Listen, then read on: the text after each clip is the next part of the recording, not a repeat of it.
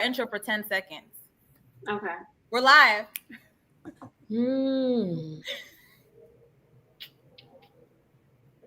Cynthia said, That's how it works. Oh my gosh. Hey everyone. Oh, there's 3 people already here. Oh, it's probably y'all. So we're live. Hey everyone. Welcome to our first Ladies of Sosa Live. I'm so excited. Should we give it time for people to come on? Yes. Or should we wait a little bit? Yeah, we should wait a little bit and people come. Yeah. All right, but in the meantime, hello everyone. We hope you're having a good time. Please leave us comments. We can see your comments, so make sure you leave a comment. Hey Jesse, we see Jesse. Okay, so please bear with us today. Come live as well as you come in. We have really good, juicy topic to start off Women's History Month. So I'm really excited to start. It's our first live, first of many. So we're just gonna give it a few more minutes. Hey, Willie. Willie is in here? Yep. Oh, that's awesome. Okay. Yay. Willie. Okay, so you can actually join the live at some point. So yeah, so at some point if you want to join the conversation, we can add you on, and then so but we're just gonna wait for a little bit. How long do you guys want to wait, ladies, for people to hop on? Maybe like another minute or two. We can just get into the topic, and whenever they join, we can just periodically remind them the topic. Okay, you want to go ahead and start then? We should start? Yeah. Okay. Like it is a real episode, so you could do our intro. All right. So hey everyone, welcome to the Ladies of Sosa podcast. My name is Sada. And my name is Christine. Today, we're working remote today. Okay, so we are doing our first live show on YouTube, so from home. So please bear with us. We wanted to do something because we missed we didn't do an episode this week. I guess we can just be honest with the audience. We didn't have our studio. We didn't have the studio, so we're working on in the future getting our own studio in the future, so that way we can get there anytime and record an episode. And so literally if we can't record, if we can't get to a studio, we may just get on YouTube live and do an episode from here and do the best that we can. So yeah. I think we should incorporate more lives just in general, because I think that's a really good way to add. People always say they want more videos from us. So yeah, I think this is fun because a lot of people want to be on the show, but they can't make it into the actual studio sometimes. So this gives people opportunity to be able to join the live. Yeah. But we're gonna run it like a real show. So let's go ahead and introduce. Real show, Sarah. Stop saying. I know. I gotta get used to being at home though. So and wearing the jalabiya. Y'all see the jalabiyas? Okay. Well, some of us. Well, me and Elisa. Yeah. But let's go ahead and introduce our panel. Let's start with Janet. Hey guys, my name is Janet Akorkin. I am a lifestyle content creator. You guys probably seen me on the show a couple of times, but happy to be here again. Great topic that we're going to talk about today, especially in honor of International Women's Month. So excited to get into it. Yes. And then Cynthia? I'm sorry, what? Cynthia, now you know you're that's funny. Not what we remote, right? Good evening, everyone. My name is Cynthia. I'm an educator here in the Dallas area, and I'm excited to be on the episode again. And Elisa is in person with me, so yeah. Hey, I'm Elisa Nguat. I'm actually in the trucking logistics, but I'm actually happy to be in this topic today. Yeah. And this podcast, I'm sorry. Yeah. And let's go ahead. Christine, you want to go ahead and introduce the topic? Yes. So this episode is going to focus on celebrating Women's Month. We're going to have a lot of different topics this month that center around Women's Month. But for this particular live, we're going to be talking about setting boundaries as South Sudanese women, focusing on relationships, family, personal life, career, and etc. So we just introduced our panel. And the purpose really is to discuss why setting boundaries is important.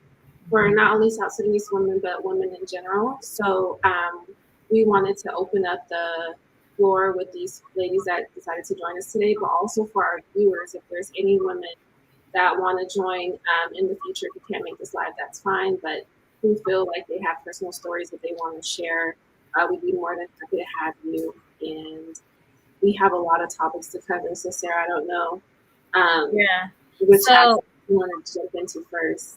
Yeah, so the way we actually came up with this topic, because me, Elisa, and Cynthia went to dinner, and we were kind of brainstorming topics for International Women's Month, and we talked about how, like, in the South Sudanese community, we never really learned how to have boundaries, even like within, I think, in every aspect of our lives, like relationship boundaries, work boundaries, friendships. You know, we always, in our culture, like, we're taught to be accommodating and very sweet and very kind and make people feel comfortable, but we're never taught to, like, when to draw a line.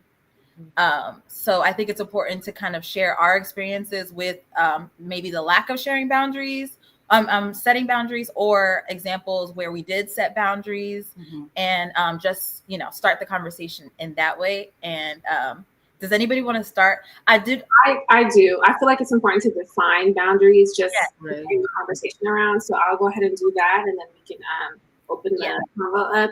So types of boundaries. There's emotional boundaries, which is protecting your peace, saying no to emotional guilt tripping. Physical boundaries, respecting personal space and bodily autonomy. Time and energy boundaries, prioritizing self-care and avoiding burnout.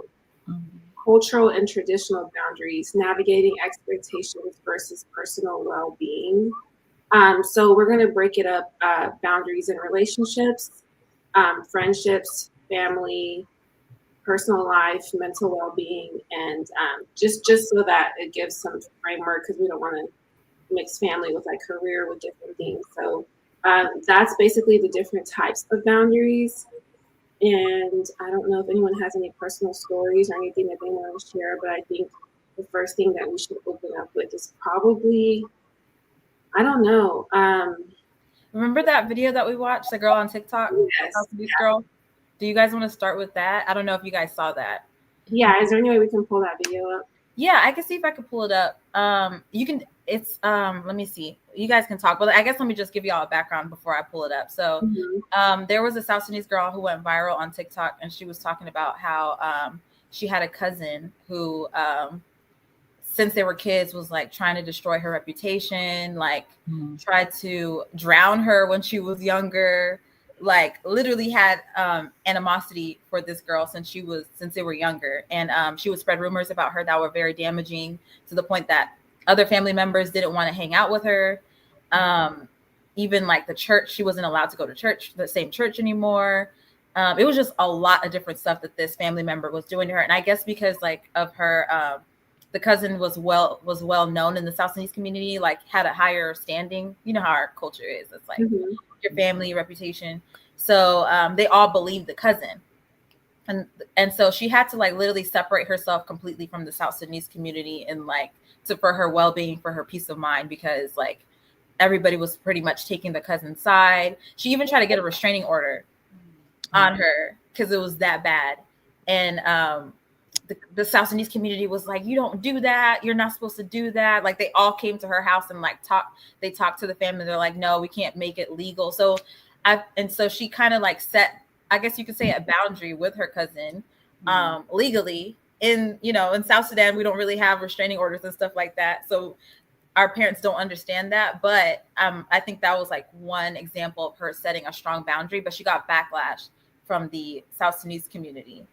I think that's boundaries and family. So I think that would be a good part to start up on while you look for the video. I don't know if you'll be able to pull the video up.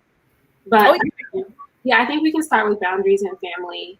Parental expectations versus personal growth, having to navigate cultural obligations while maintaining individuality, saying no without disrespecting elders, financial boundaries, managing financial pressures from extended family, when to help and when to set limits, marriage and motherhood, the expectation to be a self-sacrificing wife/mother, and how to communicate needs within the family structure.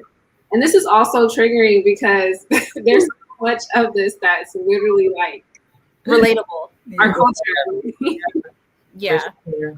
Does anybody want to start with family boundaries? Well, I'm gonna pull up that video, but Cynthia, it sounds like you got a story.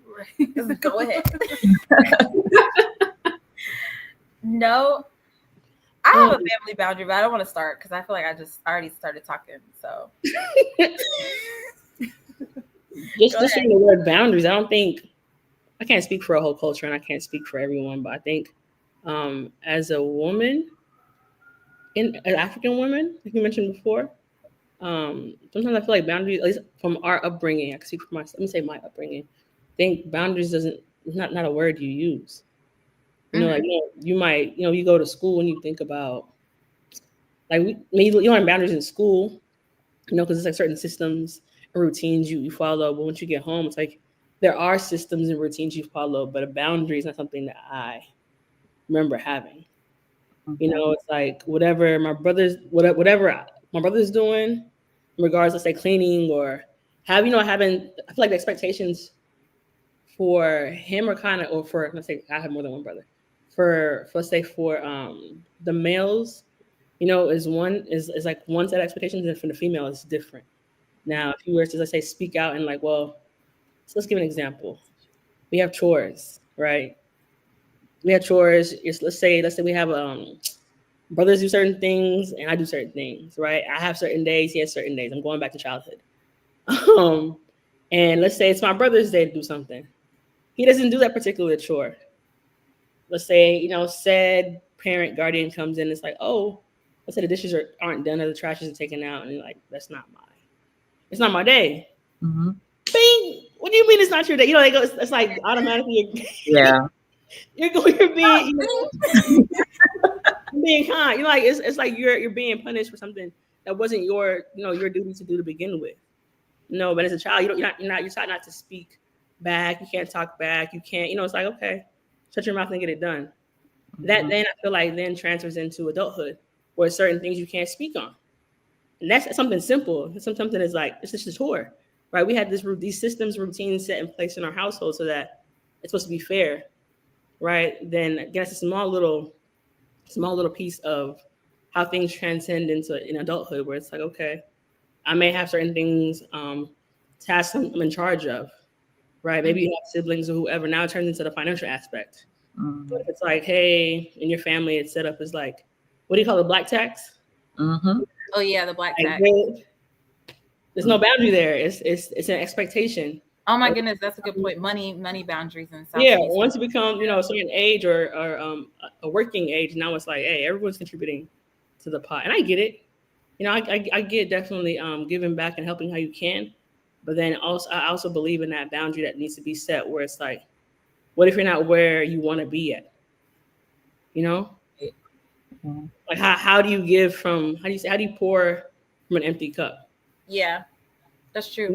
People always say, "Oh, you can say no." Like, no. Yeah, I was thinking about that too when I was like brainstorming for this episode, like different ways of like setting boundaries. Like me and Elisa talked about like money and money, finances. Like even if it's like deters us personally, we still do it for the sake of like family or like for the sake of family.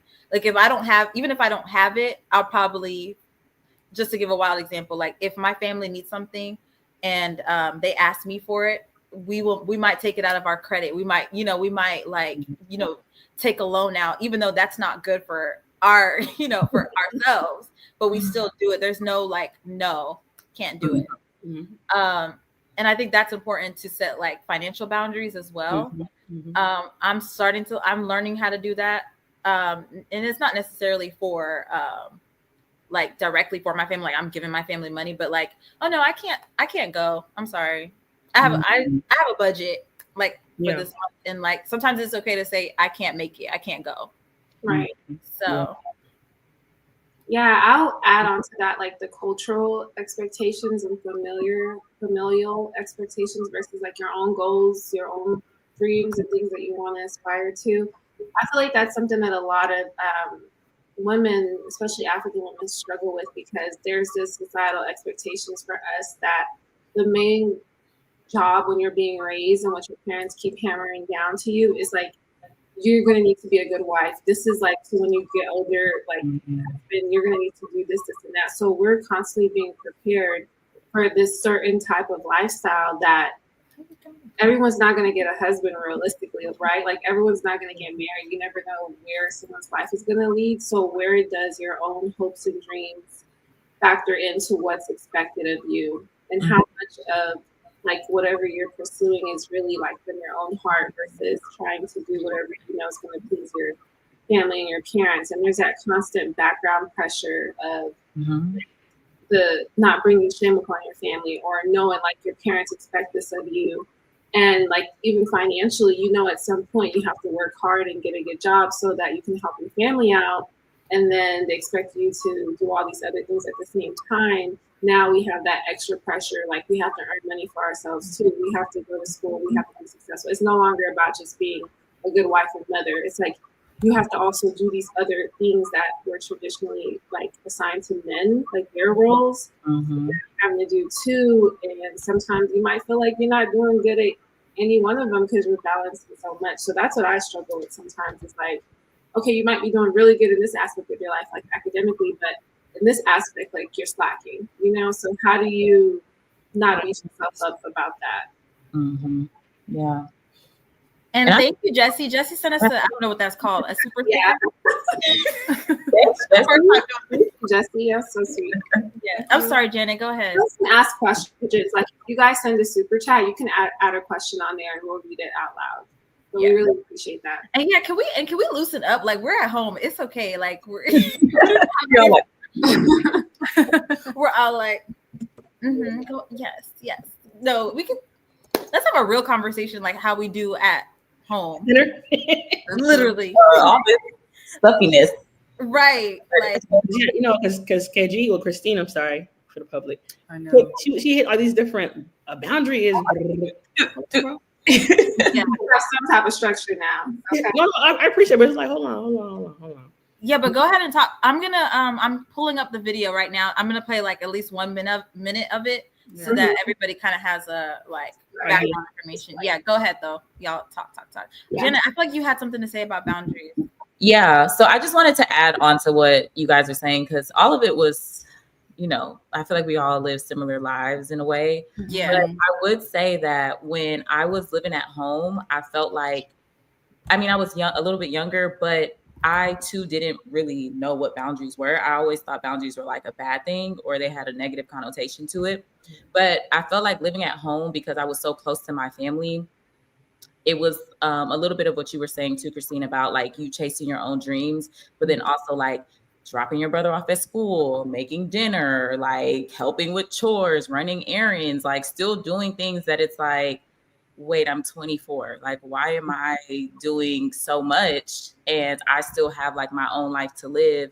And where's the space to be able to do that, but also like uphold those like roles in your family as well. So I feel like since moving out and just being on my own, I feel like that created some separation to where it's like, you can't call me to do that because I'm on the other side of town. You know what I'm saying? Like, it created some space for me to not have to say no, but it's just a like proximity thing. So I feel like that time of my life, like my early 20s, was when I battled with it the most with my family. But I feel like now I'm at a more comfortable place. And then also a lot of my siblings are now older, so they don't really need, like they're a little bit more independent. So I don't feel like there's just that type of clash. Do you have like one example that's like, yeah, I know it's like we're really getting into it, but the thing is, it's like, you know, we love our families, and I think even being siblings, like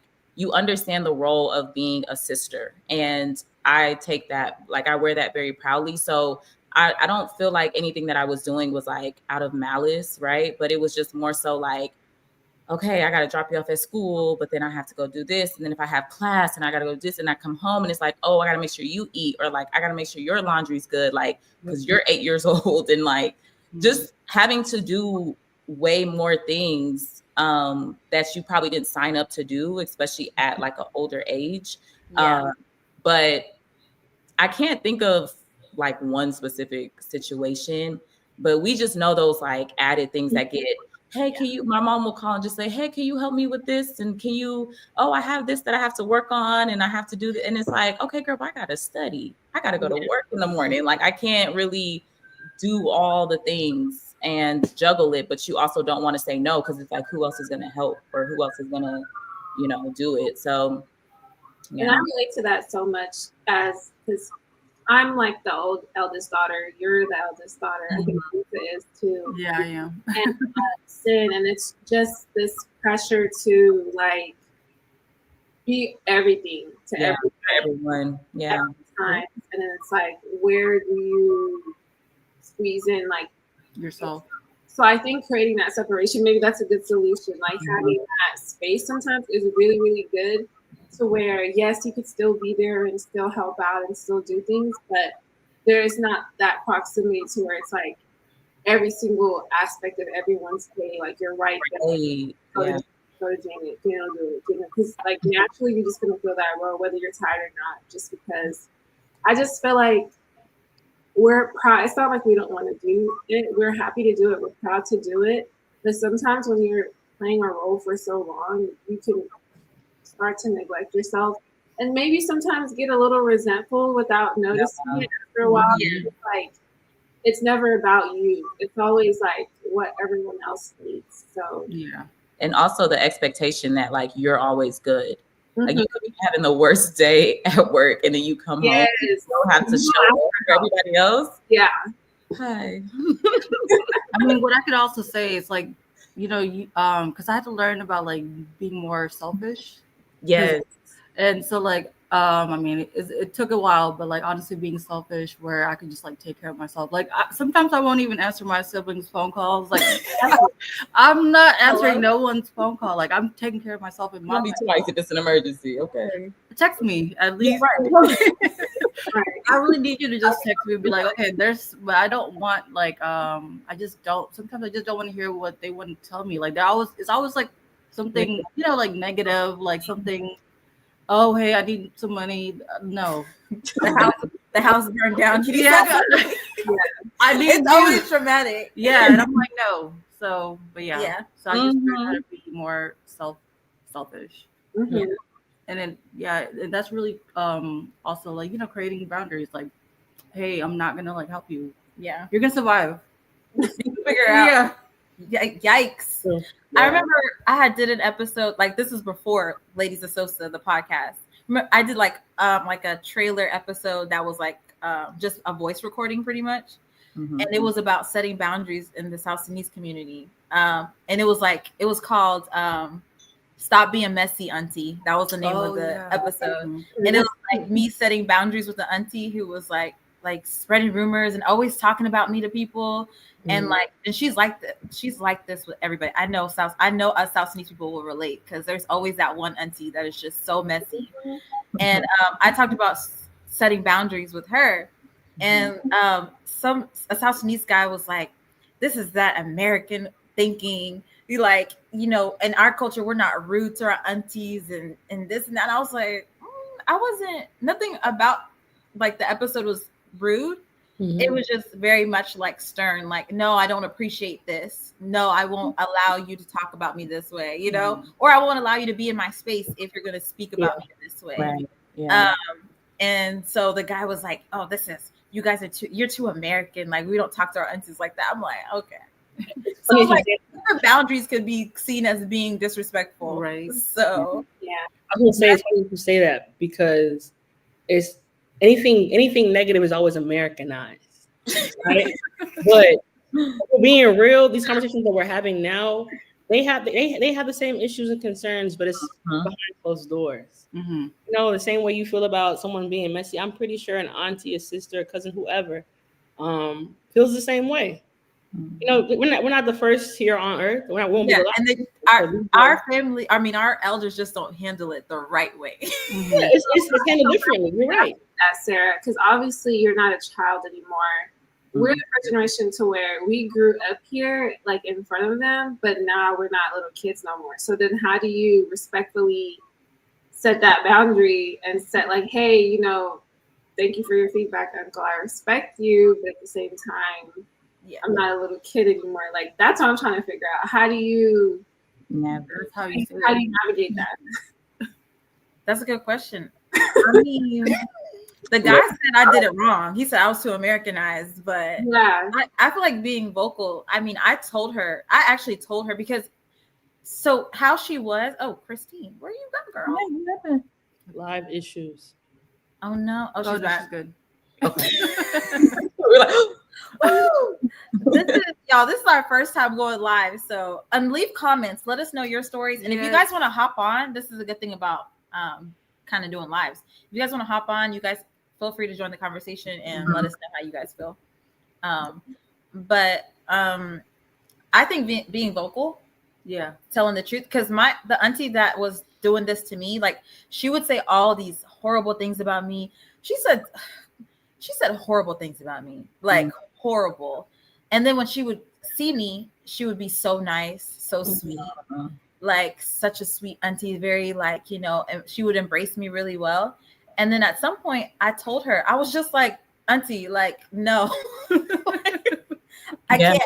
It was like affecting my mental health because it's like when I see you, I'm not happy around you because I know what you're saying, but I can't vocalize it. Yeah.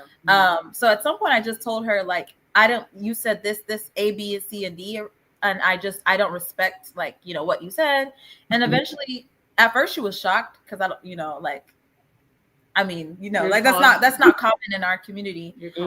Yeah, she was very shocked, but she actually apologized to me. Yeah. I thought she was gonna deny it, and she did deny it at first, and then at some point she apologized to me and like said that she was sorry and that she's been going through a lot, you know, like she, you know how she was spilling like all about her husband and this and that.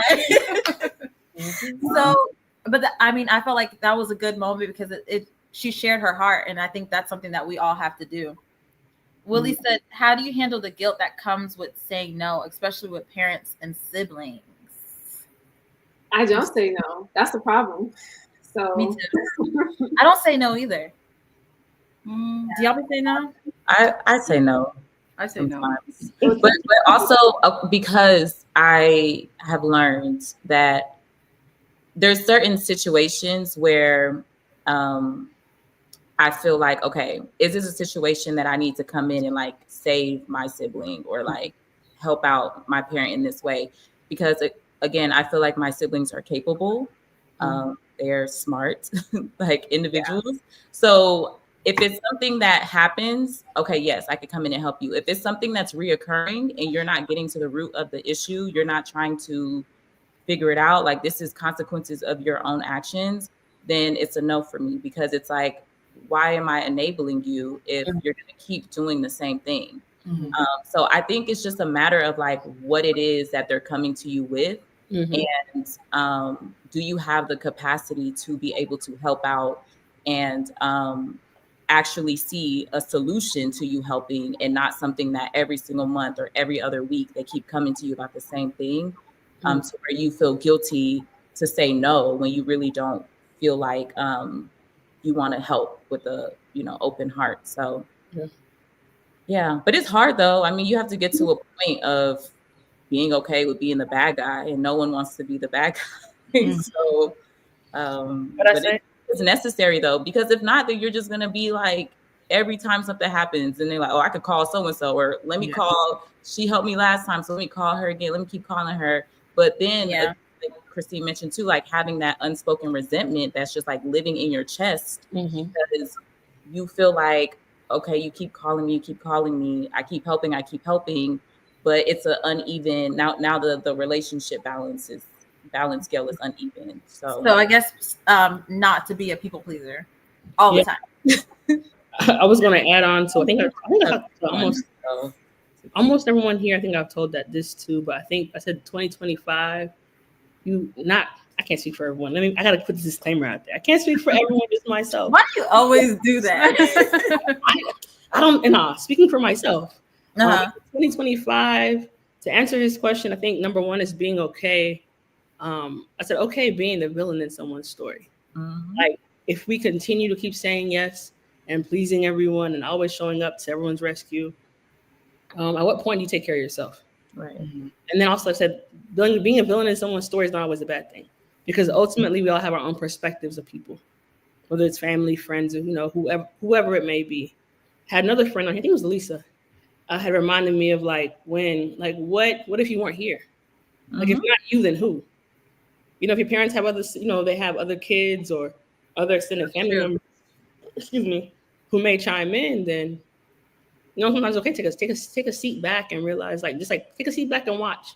Yeah. You may be their go-to because you always answer. Mhm. Stop answering for once. So that brings me to the very important questions, is because I know we're not going to have the answer because I don't have the answer. But just to put the question out there, and for our viewers, we have about 15 people. So if y'all could like the video when y'all come in, that would be great. But how to communicate needs within the family structure.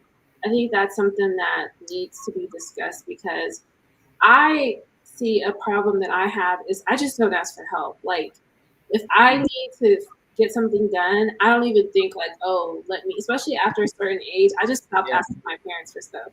Can you repeat the question one more time? Yes. Do you communicate needs within the family structure, especially for women? Okay. How do you communicate needs within the family structure? Mm-hmm. And y'all feel free to answer it, because we can read the comments. That's something that I personally need help with, because it's not that your family wouldn't help you, right? Because most of the time that's not the case. It's just that when you've been the go-to person for so long, Mm-hmm. it's sometimes hard to be like, I don't have it together this time. I Mhm. need help with this thing. And I think that's toxic. Yeah. I put the question just in case. Yeah. Thank Wanted you. I to- was like, Yeah, yeah. we can circle back, but if anybody has an answer to that, please. I think that's an Mhm. important question for us to kind of break down. Yeah. Ooh, I don't know. Yeah. Can I y'all- think can y'all- also, I think Without being seen as disrespectful.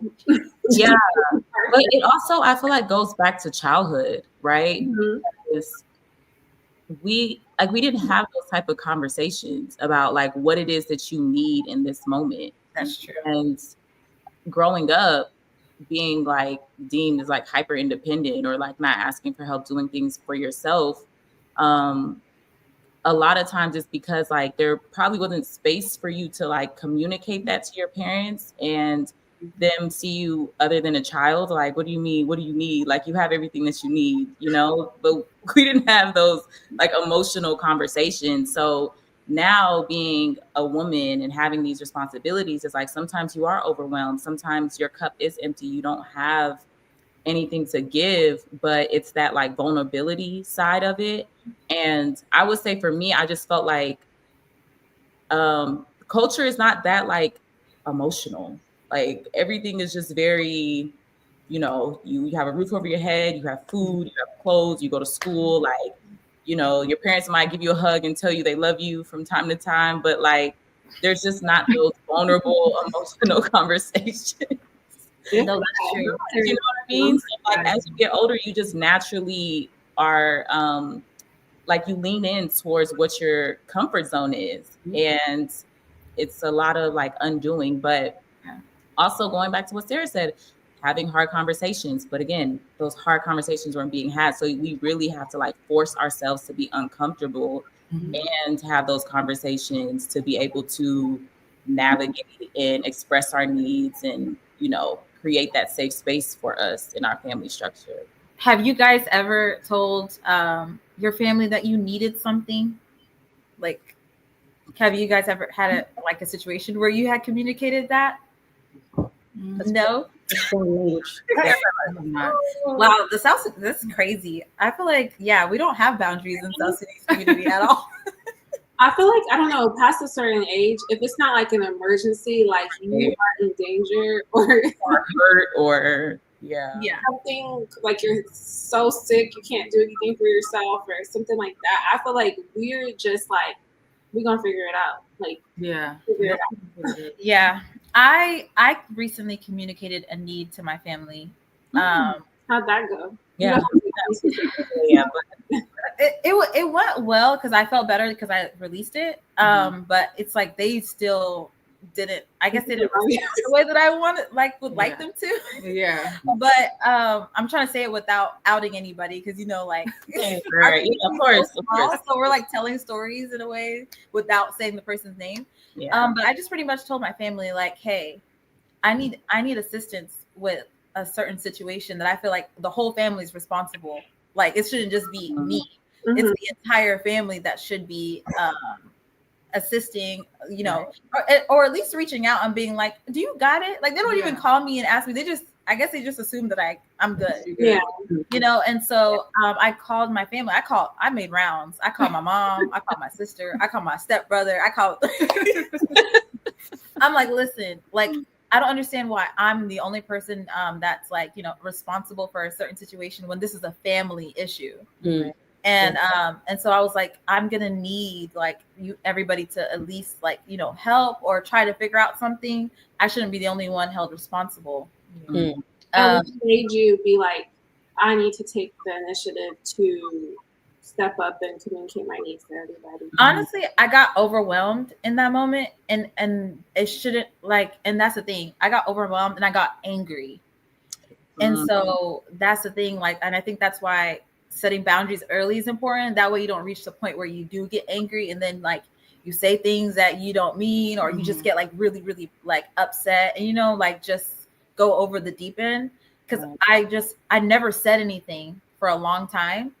And then it's just one moment I get upset. And I'm just like y'all should have been helping me, you know, like, and so and then it's like, why are you coming? Why are you so harsh? Like you never said anything, you know?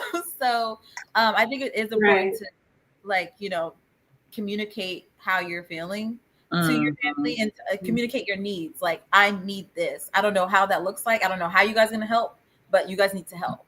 And everybody needs to be held responsible for something that's a family issue. Sometimes they just leave it up to you. You know? And so that's one way that I try to think that's the thing with women is like, I feel like our boundaries are constantly being like stepped.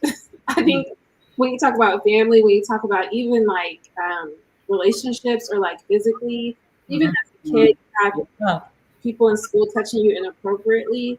I think that boundaries for women, like, they're constantly being overstepped. So it's something that you just kind of push to the side, like through life as you grow up. And then, like Sarah said, one day you just might like be fed up and lash out, or you might grow to be resentful, or just have that villain era, like Sin said earlier, where it's like, okay, I don't care anymore.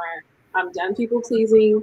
I had to come to that place to where it's like, okay, if you're a people pleaser, everyone's always going to be happy at your expense. Like, you're never gonna come out on top in no situation, no scenario whatsoever. So you have to be selfish, like Elisa said, and put yourself first. And sometimes, or most of the time, your friend is gonna have something to say about it. That's just our culture.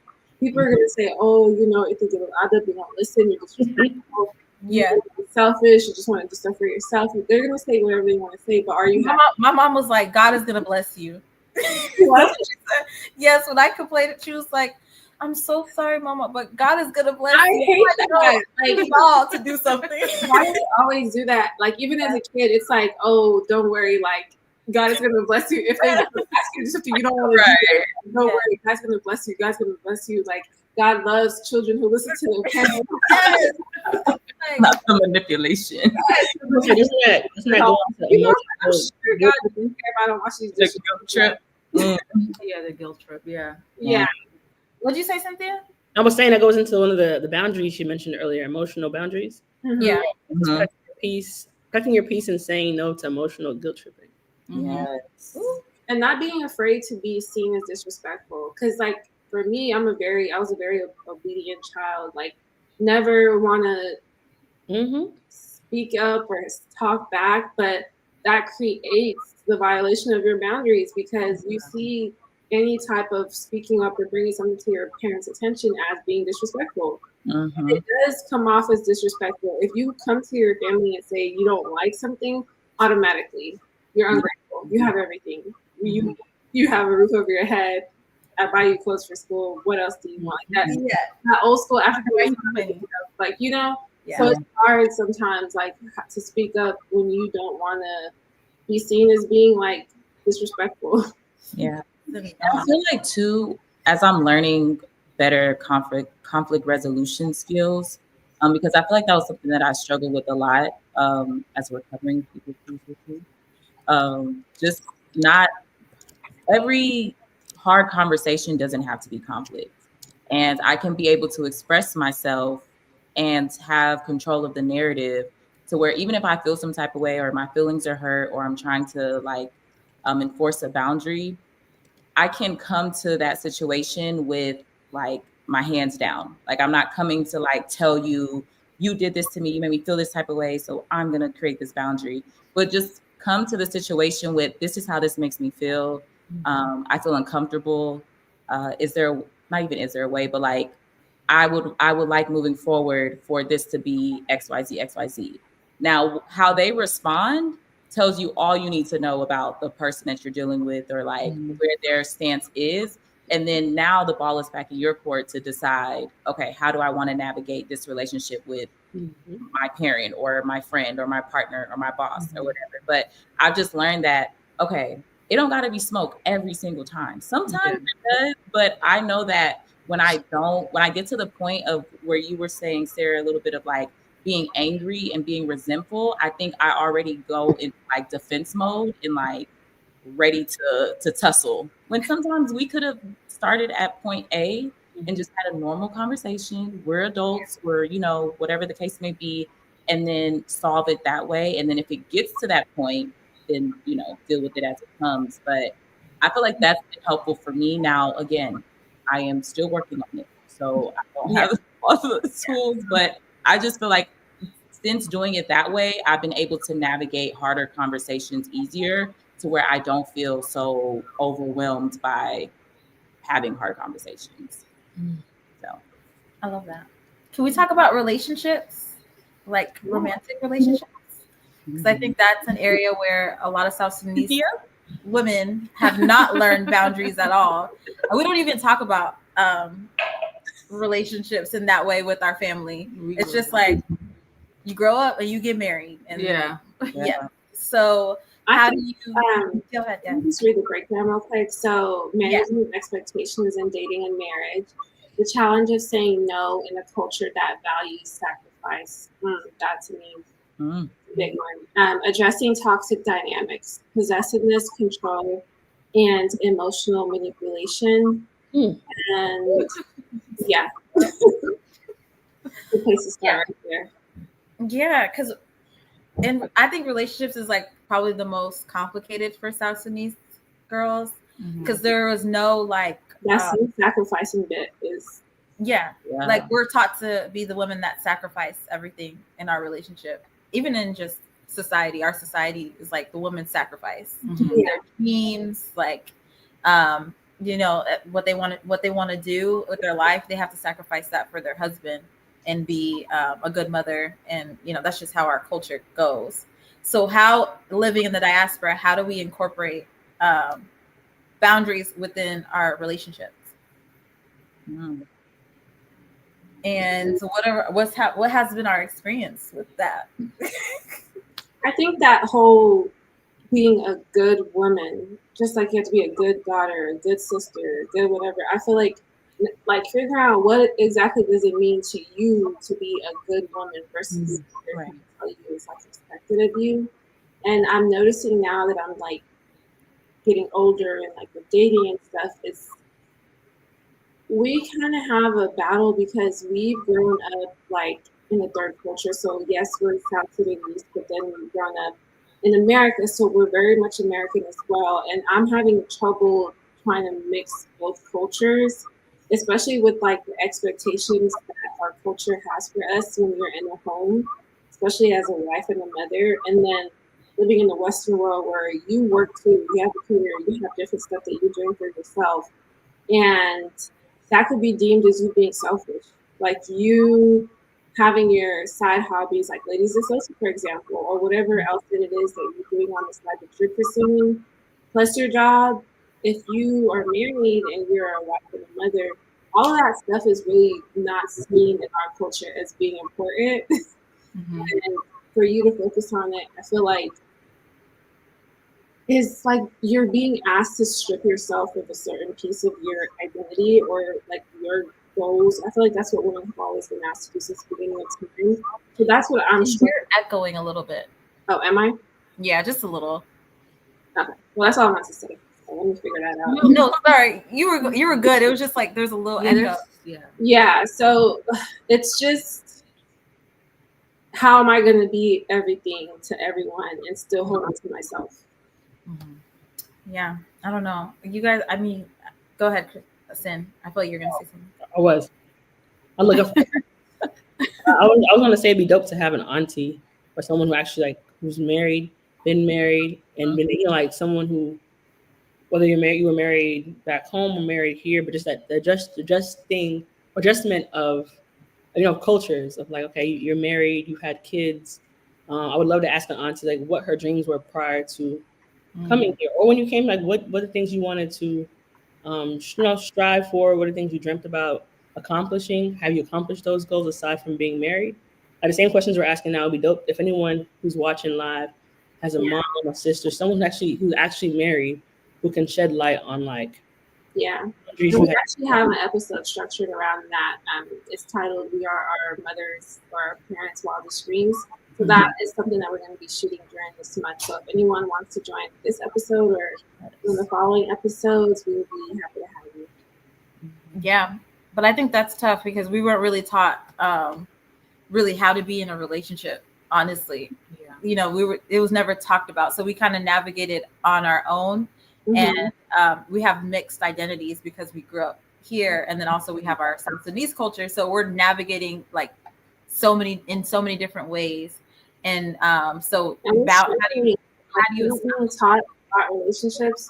It's terrible. Yeah, I mean that should be something parents prepare for. Yes, especially since they want us to get married and everything. Like you would think that we would be kind of like told, I don't know, something. I mean, what would you tell your daughters, as far as like boundaries in relationships? Obviously they have to establish their own boundaries because everybody has their own. Yeah. But how would you like communicate relationships with your daughters? I was gonna say, don't be afraid to be vocal. Don't be afraid to respectfully speak your mind. Don't be afraid. When I say vocal, is like if anything is bothering you, find words to actually express that. I feel like I think I've discussed this conversation. Maybe I had this conversation with most of us on the panel, like either individually, but just I think our culture is based heavily on keeping things. You keep family business at home. You keep anything personal at home. But there are times when it's like, who do you run to? I don't want to run to my friend all the time to get answers. But just my advice to a younger girl is to don't be afraid to be vocal. Find your inner voice and you're good. Find your inner voice and just don't be afraid to be, just to express yourself. Well, I mean, what I was gonna say is like, I mean, they all like taught us like being submissive, like just like listening, and like just it's the submissive, So I mean, just being submissive and like just also at the same time, like you're not really questioning anything. Like, okay, hey, he's like the person that's actually like working, the provider, this and that, and you're here. But I mean, like, but then sometimes like you want to do something, you want to do something else. Like you want to like start a business or work. I mean, some people are just like creating babies, having babies, and staying at home, and that's it. So it's just like, okay, I want to be able to like move around, have some friends, this and that, but it's not happening in that, like within our community. So it's just like, I don't know, but yeah, that's what I was gonna say. What about this might be controversial because in our community we don't talk about it. What about like sexual boundaries? Teaching that to your daughters. in Yeah. the future. Because Same thing I said. Vocal. Yeah.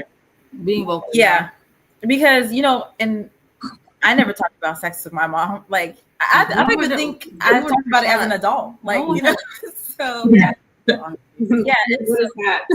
right. It's like, what is that? Like when like you probably get in trouble for bringing it up, like in like as a question. It's like you're not something you need to be even curious about.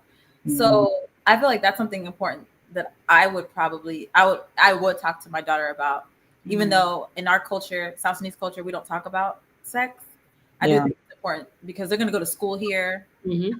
They're going to be listening to the music. I was just about to say that too, like add on to that because, even being in the diaspora, like if we're not going to learn about it at home, we're going to learn about it in the culture and in society. So it's easy for us to adapt to American culture. We watch TV here, listen to the music.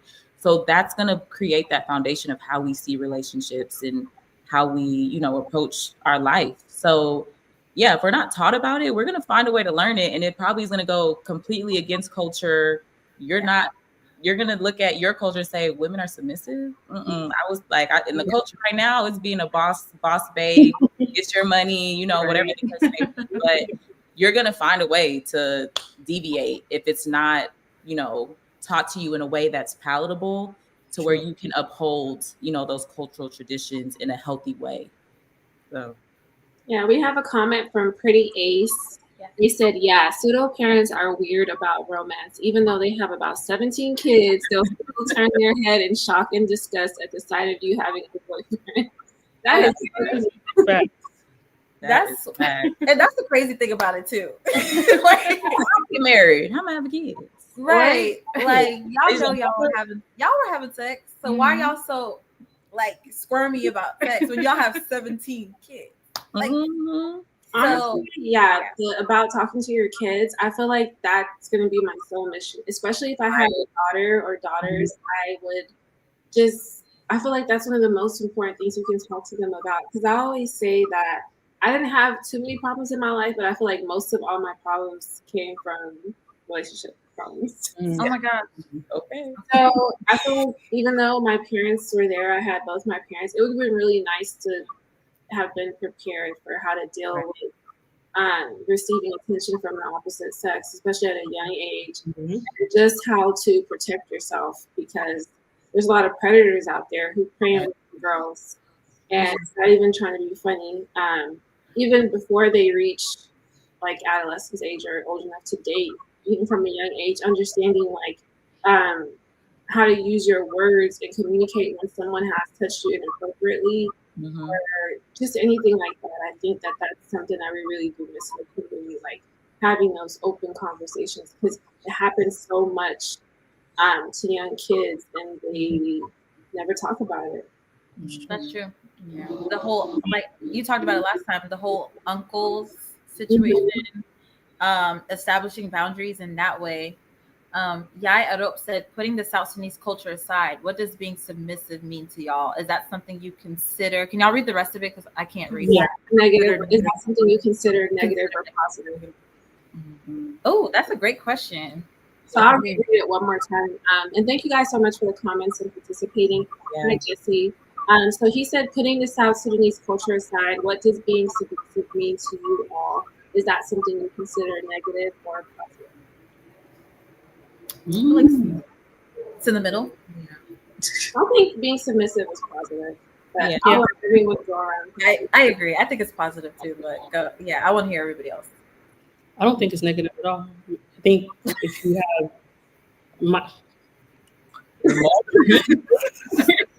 I always speak for Cynthia. Right. In my opinion. Me personally. Right. I don't think it's negative if you are in a relationship with someone who can be a proper leader. I'm saying someone who guides, someone you have an actual relationship where it's like you can speak and be yourself. Yeah. If you're not able to really be yourself, then how can you submit to someone who can't lead? Hello? Come on. Okay. Fuck that. If you're with a masculine person, you're naturally as a woman just going to be submissive. And I don't think that submissive is a bad thing. I grew up seeing my mom be submissive to my dad. And I think it was beautiful. My family practiced traditional gender roles, but my mom still worked within our house. Like my dad is still the leader of the house. And I feel like Cynthia said, if the man knows how to play his role and is a good leader, provider, protector, then naturally as a woman, you're just going to be submissive. But women we don't by nature want to be like rah, like the man. Like the leader of the wolf pack. We don't want to be that naturally. Yeah, wrap it up. But can you what does submissive mean to you? Yeah, just because there's this, I don't know. He's asking what it means to you. Okay, I mean, because if it's in the context of how we're talking about it, then yeah, I agree. But some people see submissive as something different, negative. Okay. Like, whereas it's respect, like, and there's a lot of different aspects of it, but just respect in the sense that, like, you're not going to be talking crazy, talking back, yelling at him, cursing at him. But that's not Sudanese culture. Like, that's how all of our family is. So I feel like that's just like normal. That's actually that's normal to me. Yeah. So I guess it's like, but how far do we go? Like, where do we draw the line? Because you could be submissive to things that are not beneficial or not healthy to your relationship. So I think like domestic violence, things, it's like, okay, you don't need to be submissive, you need to speak up and stuff. But I think just certain things, like if he's not abusing you, if he's doing his job, he's doing a good job of providing for your family, leading you guys, loving you the right way, then if he tells you certain things, I don't think that I have to rebuttal or combat every single thing he says. Right. Yeah. I agree. Oh, sorry, y'all. I didn't mean to put the wine up in the camera like that. My bad. I'm gonna be like, wow, baby, we live. Right. Home, Sarah. Like, we're at home. Oh, we are at home. Let me chill. I'm literally at home on a Friday night too. Right. On a Friday. That's how you know we're getting older. Yo, we literally just got off of work. Real quick, Sarah, I don't know if you can tell. On the screen when you're speaking, I see like the logo on your face. So if y'all can. Oh, okay. Okay, yeah. So watch the logo. Okay, so you want to scoot over a little bit? So we can other way. Oh, this way? Oh, so you can see the logo on me. Yeah, it's covering like half the face. So okay. Okay. Interesting. There was one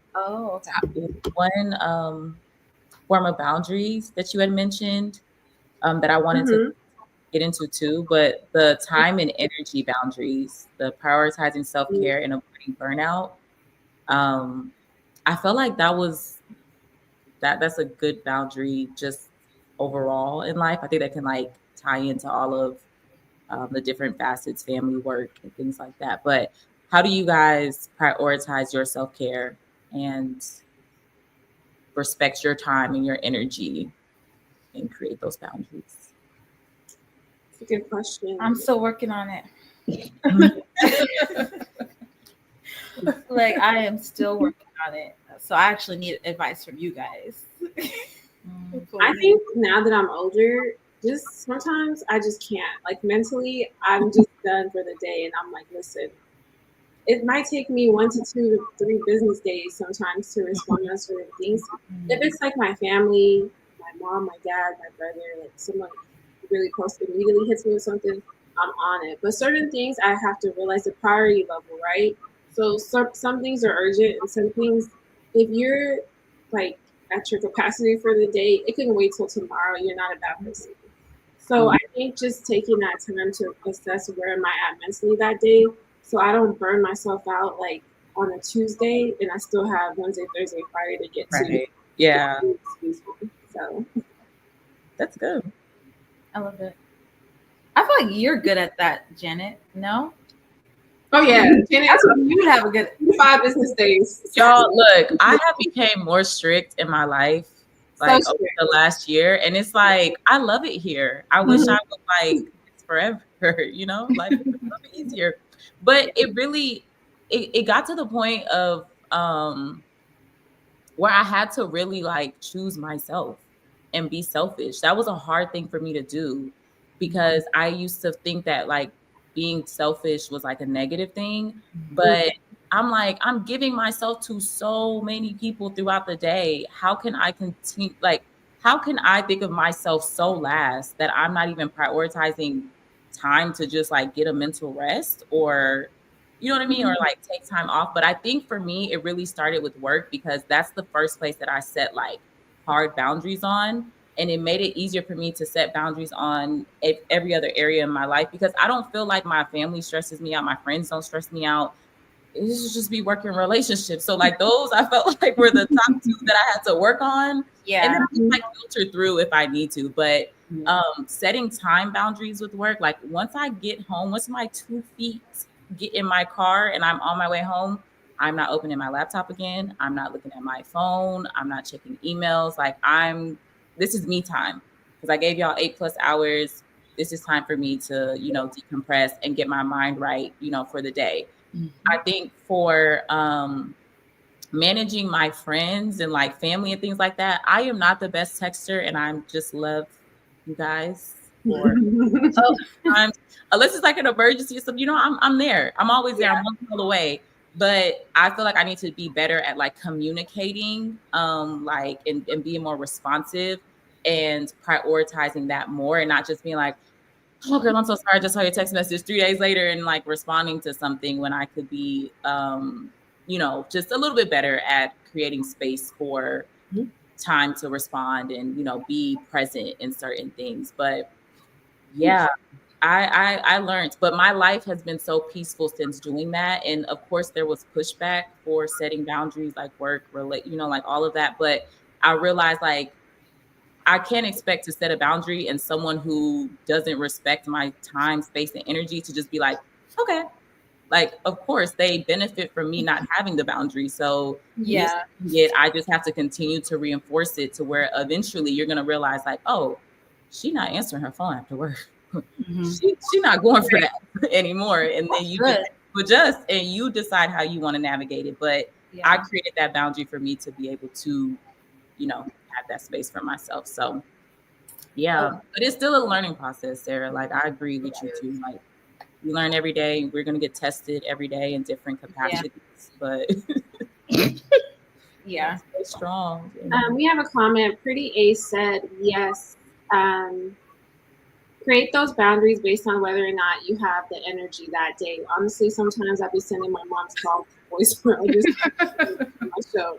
Pretty Ace, you funny. Pretty Ace. Yeah, Pretty Ace. Live. No, that's funny.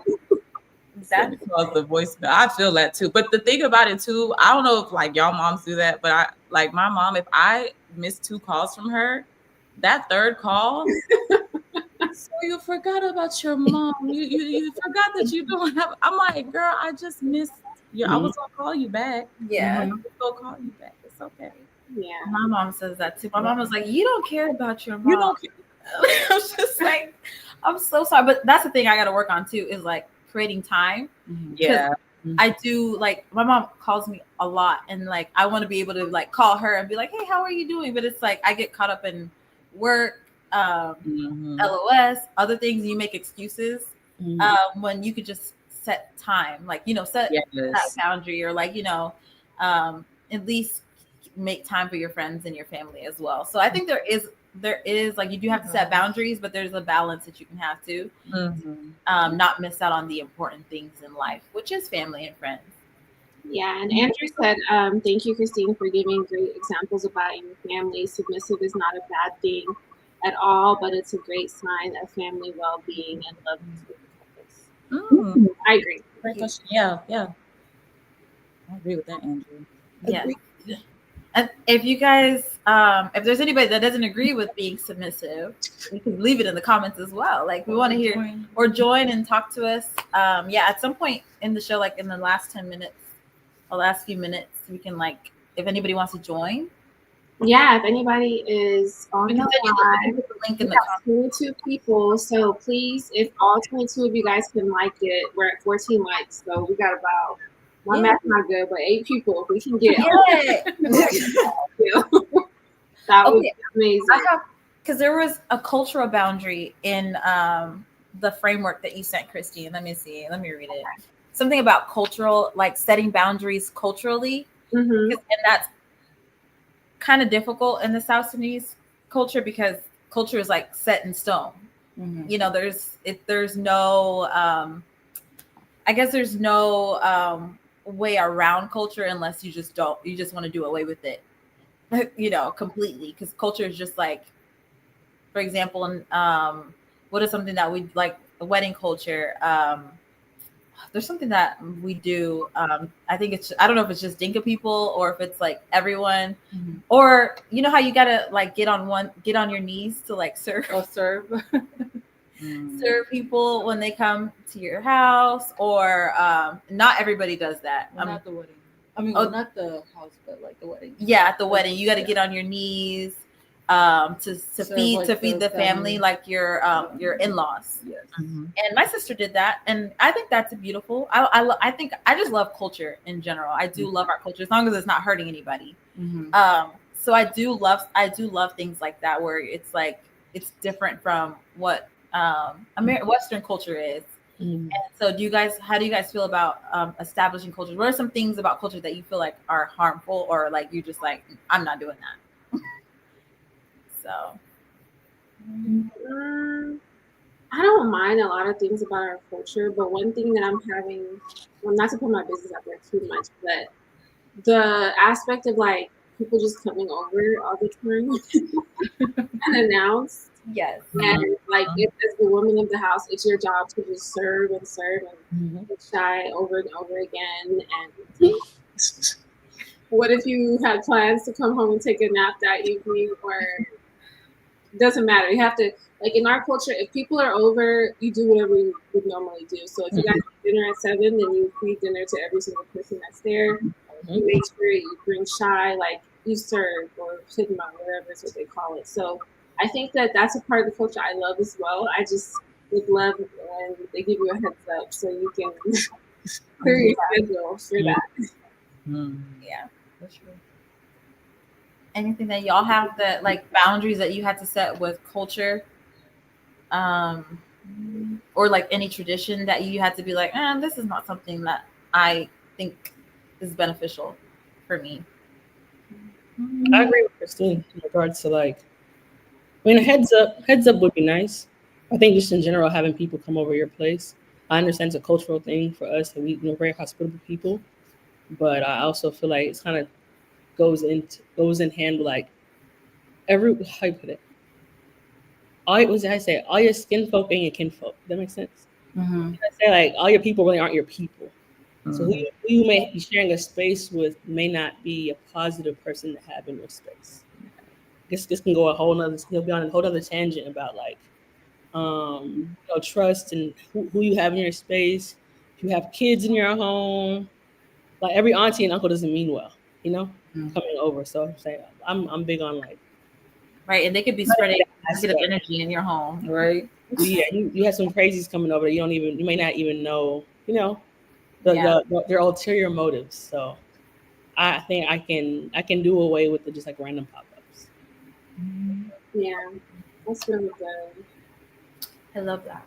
Well, yeah, I think this is a good stopping point for our first live.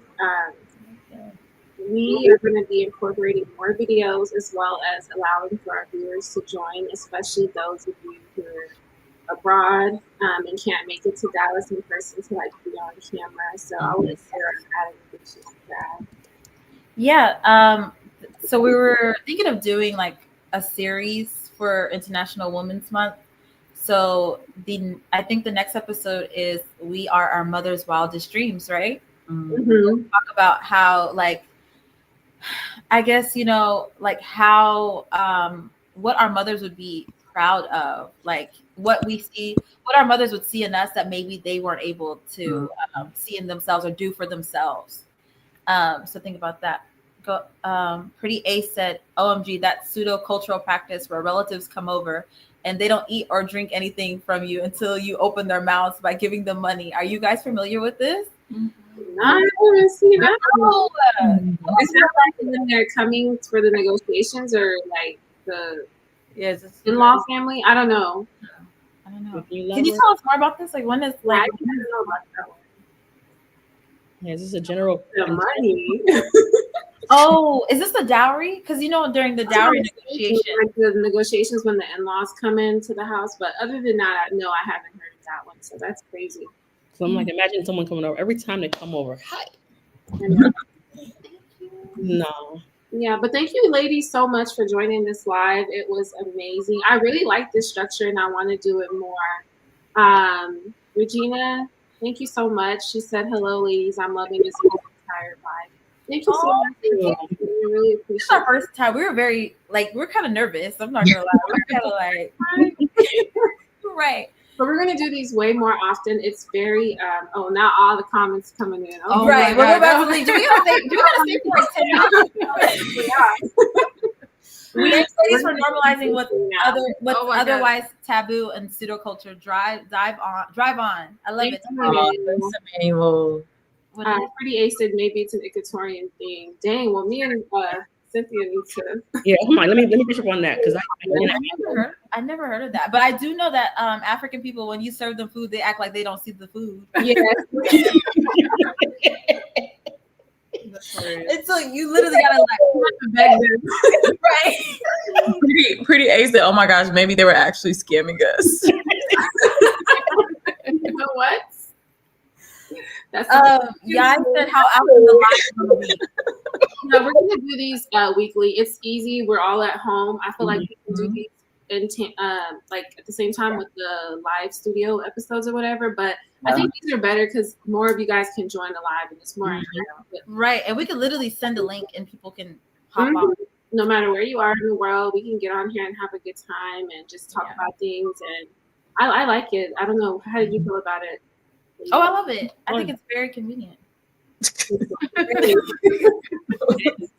Comfortable at home.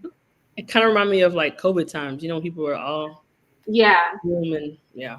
And then once we get more comfortable, like being like more like open. Free, more open. There's so many like real experiences that we have. Yeah, I can't wait till we have people on sharing their stories. I feel like that's what we get to eventually. But the first one, I think it was pretty good. Thank you to everyone who joined, who liked the video. For those of you who are going to watch the video afterwards, please be sure to like, comment, let us know what you think. And we're going to be doing these a lot more often. We'll schedule them in advance so you guys can kind of see when we're going to do it and know the topic. But yeah, thank you guys. Can we do final thoughts like we do on the regular episode? Final thoughts, anyone, on setting boundaries in the South Sudanese community or in the African community? I'll make mine short and sweet. As a woman, you need to have boundaries. If you don't have boundaries, you're definitely losing out here. As a former people pleaser, get some boundaries. What I could say is, you know what, just say no. Like, I mean, that's the easiest thing you can do.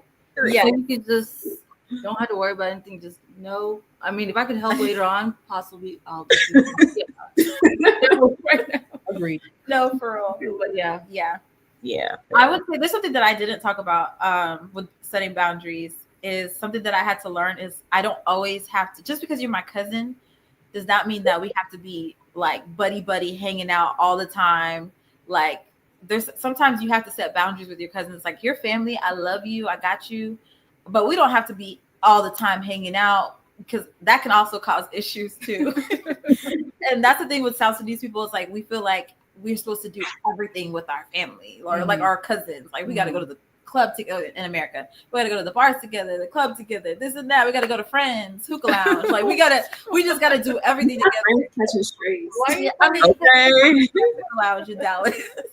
But you don't have, I learned that I don't have to, just because we're cousins, it's like I have a healthier relationship with some of my cousins when we're more like, when I see you, I see you like, oh, I'm happy to see you. Like, I love you. But when we're always hanging out, that's where problems, the drama, the rumors, all the extra stuff. It's like we don't need. So I feel like that's something that we can learn as a community. Like, it's okay to have family and have that line where I love you. I love you. Imagine being Sarah's cousins watching this.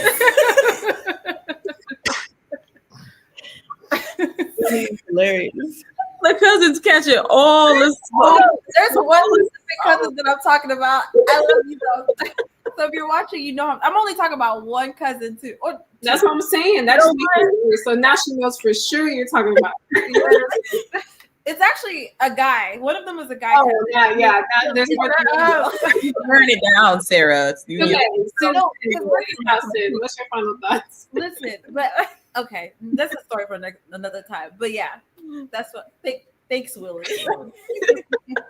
Oh, hello. And I guess that's the only. My final thought. I'm gonna add on to what you said, Cynthia. It is okay to be a villain in someone's story. It is okay. Own it. I agree. That's my final thought. I gotta get used to that because I'm still a people pleaser. Be okay with people not liking you. Mm-hmm. That's really the one. You get more sleep at night. I promise you. I promise you, life will be peaceful. That's it. Yeah. I love it. All right. Thank you guys so much for watching. Thank you, ladies. Please be sure to like, comment, share, subscribe, and we'll catch you guys in the next live. Bye. Bye. Do I have to end this thing? So somebody. I gotta figure out how to do that. I got you. Somebody. End stream. Okay.